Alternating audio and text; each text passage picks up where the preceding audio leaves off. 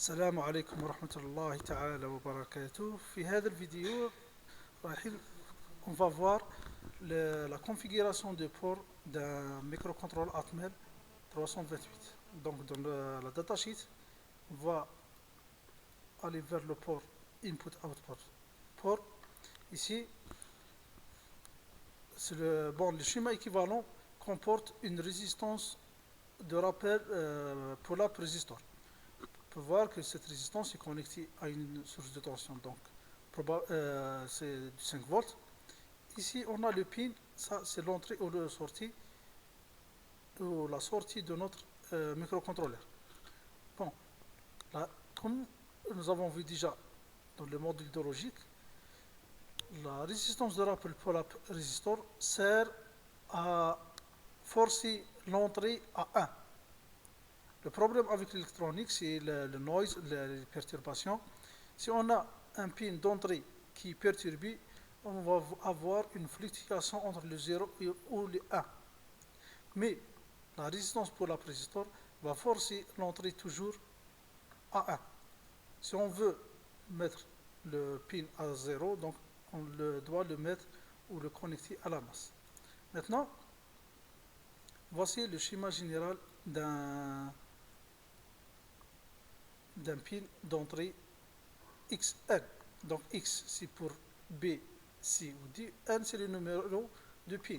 Par exemple PB0, PB1 ou PD ou PC0 par exemple. Maintenant on peut voir qu'on a plusieurs registres. On a 1, 2, 3 registres. Dans le cas, ce ne sont pas des registres, ce sont des pins. D'accord? Parce qu'on a le XN. Ils sont des pins de registre DDRX, porte X et pin X. On va voir le rôle de chaque registre.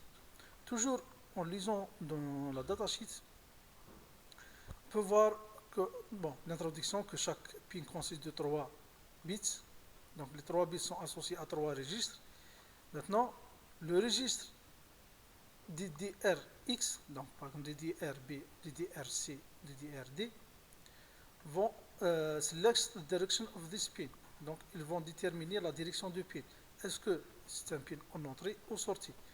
Si on écrit le bit DDXN à 1, le pin associé à ce bit est configuré comme sortie. Donc 1, sortie.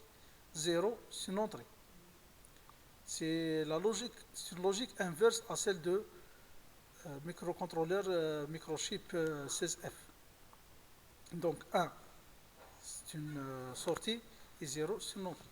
Maintenant, le registre port X. Ce registre a deux fonctionnalités. D'accord?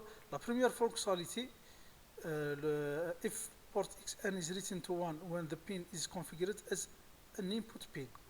Donc, si le pin est configuré comme entrée, écrivons un 1 dans le pin associé port XN va activer la résistance de rappel ou pull-up résistor. D'accord? Si le pin est configuré comme entrée, le registre port X sert à activer ou désactiver la résistance de rappel pull-up résistor. Sinon, si le registre est configuré comme sortie, donc si le registre est configuré comme sortie, c'est à nous de déterminer le niveau de tension à ce pin. Maintenant, si le pin est écrit à 1, donc the port pin is driven high. C'est logique. Donc, si le pin est configuré comme sortie, écrivons un 1 dans le pin ou dans le bit port XN va écrire un 1 à la sortie de pin.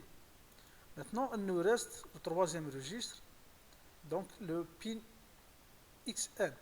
Le pin XN sert à lire l'état de pin, quelle que soit la direction du pin. Donc, si le pin est entré ou sorti, pour le pin XN, c'est la même chose. Mais le pin XN est plus utile quand le pin est configuré comme entrée.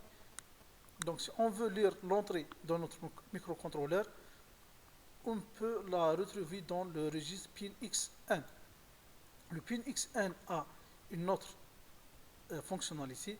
Donc si on écrit un 1 au pin XN, on va altérer la valeur de port XN.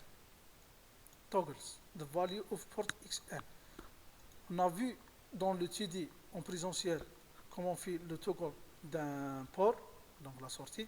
Maintenant, nous avons une autre méthode pour faire le toggle en écrivant directement un 1 au pin XN.